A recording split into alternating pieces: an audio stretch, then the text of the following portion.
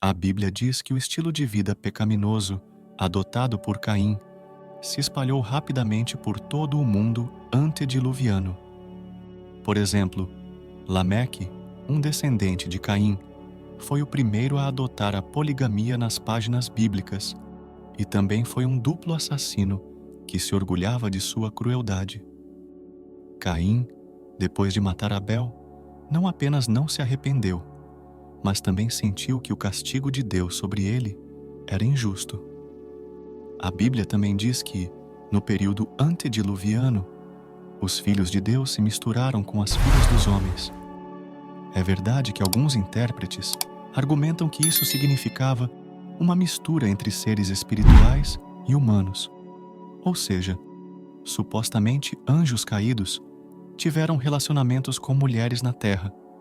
No entanto, a maioria dos estudiosos concorda que a interpretação que melhor se encaixa no texto bíblico é que essa mistura foi uma degeneração humana promovida por relacionamentos entre pessoas piedosas e ímpias, para que a impiedade prevalecesse rapidamente e caracterizasse toda a civilização. Isso significa que, naquela época, a linhagem piedosa de Sete foi a que preservou o conhecimento de Deus.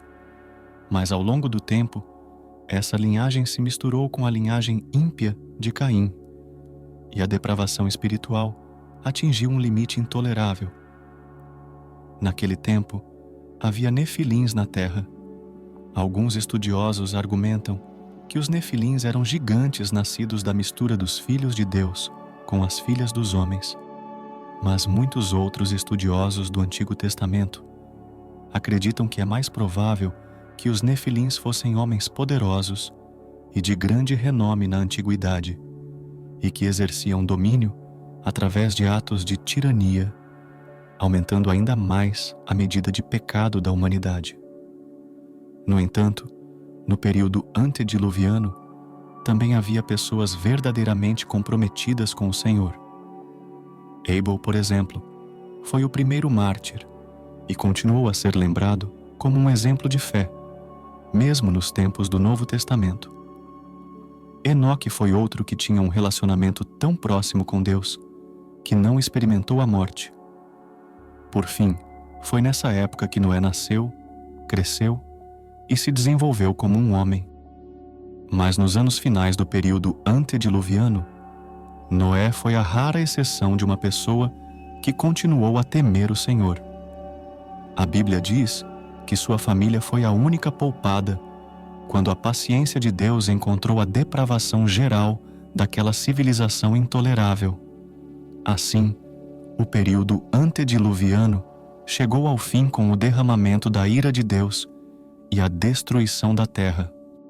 A situação estava tão complicada e a maldade estava em um nível tão alto que o escritor bíblico registra o descontentamento de Deus com a humanidade por meio da figura do arrependimento, afirmando que Deus havia se arrependido de criar o homem.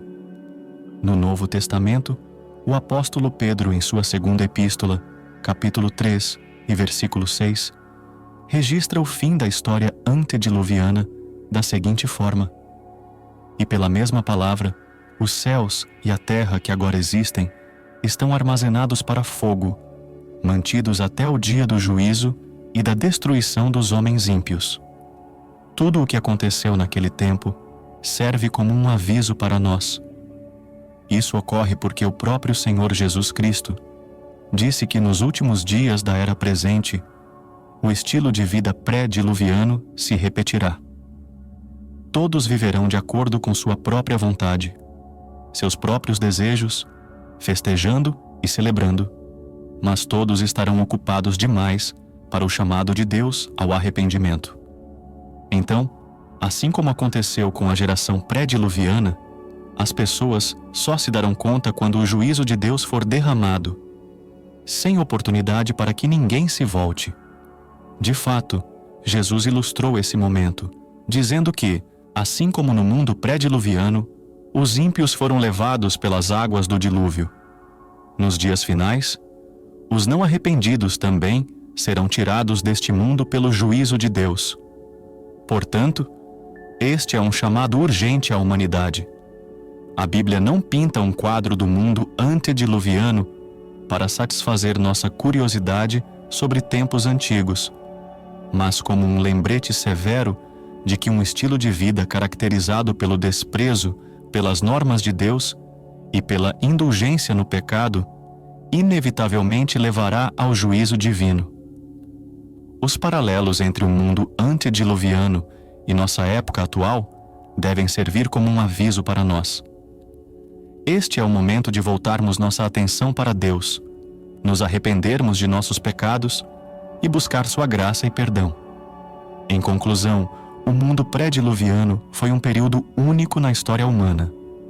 Foi marcado por um significativo desenvolvimento tecnológico e cultural, mas também pela grande pecaminosidade e rebelião contra Deus. No final, serviu como um forte aviso para as gerações futuras. Seu fim repentino, em um dilúvio catastrófico, ilustra a seriedade do juízo divino e a urgência do arrependimento humano.